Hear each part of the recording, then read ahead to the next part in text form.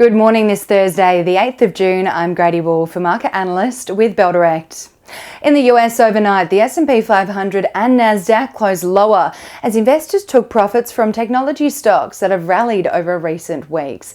And overall investor sentiment was dampened by a surprise interest rate hike out of Canada's central bank due to persistent inflation in the region. The rate hike out of Canada heightened investor fears ahead of the Fed's FOMC meeting next week. US trade balance data for April was also released yesterday, weighing on investor sentiment as the data showed the US trade deficit widened in April by $14 billion US dollars to $74.6 billion US dollars as exports fell 3.6%, which is the most since the pandemic first began.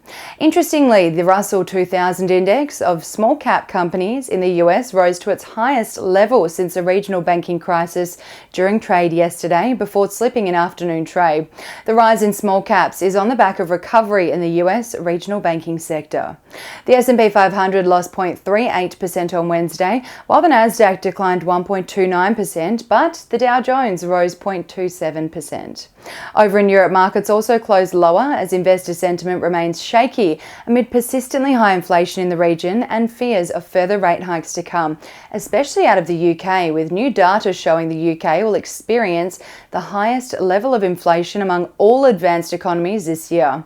The UK is set to report a headline inflation of 6.9% this year, above the OECD average of 6.6% for 2023, according to CNBC. Germany's DAX fell 0.2% on Wednesday, the French CAC lost 0.09%, and in the UK the FTSE 100 fell 0.05%.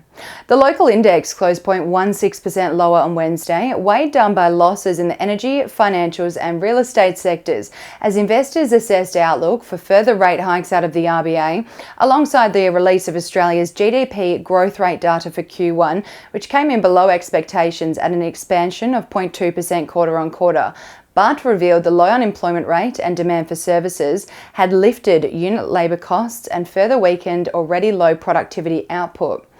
Through the year, though, the economy grew by 2.3%, slowing from a 2.7% expansion in Q4. The GDP data also validates the RBA's case to possibly continue raising interest rates, as real GDP growth slowed mostly from higher prices. It's also important to note that the RBA are watching key developments in economic data points to guide the rate hike movements moving forward, including the global economy, household spending, and growth in labour costs. On the latter point, GDP per hour worked fell by 0.3% quarter on quarter in Q1, resulting in an annual fall of 4.6% in productivity, which is the largest on record according to CNBC and is a key indicator of the need to raise interest rates. This is because the labour market data suggests that productivity will likely remain weakened this quarter, which will again hike unit labour cost growth and keep services inflation stubbornly high. On the commodities front this morning, oil is trading 1.01% higher at 72 US dollars and 47 cents a barrel. Uranium is up 1.87% at 54 US dollars and 60 cents a pound.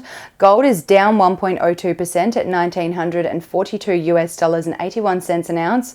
And iron ore is up almost 0.5% at 109 US dollars a ton. One Aussie dollar is buying 67 US cents, 93.22 Japanese yen, 53.67 British pence, and 1 New Zealand dollar and 10 cents.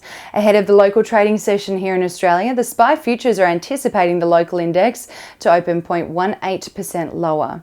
On the economic data front today, Australia's trade balance data for April will be released just after lunchtime, with consensus expecting a decline in Australia's trade surplus from $15.3 billion in March to $14 billion in April, amid a decline in net exports. And now let's dive into some trading ideas for your consideration today.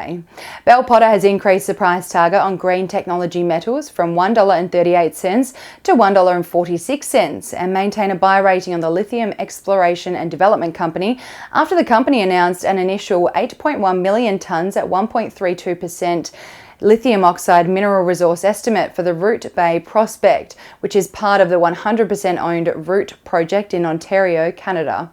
And Trading Central has identified a bearish signal on Air New Zealand, following the formation of a pattern over a period of 165 days, which is roughly the same amount of time the share price may fall from the close of 69 cents to the range of 59 cents to 61 cents, according to standard principles of technical analysis.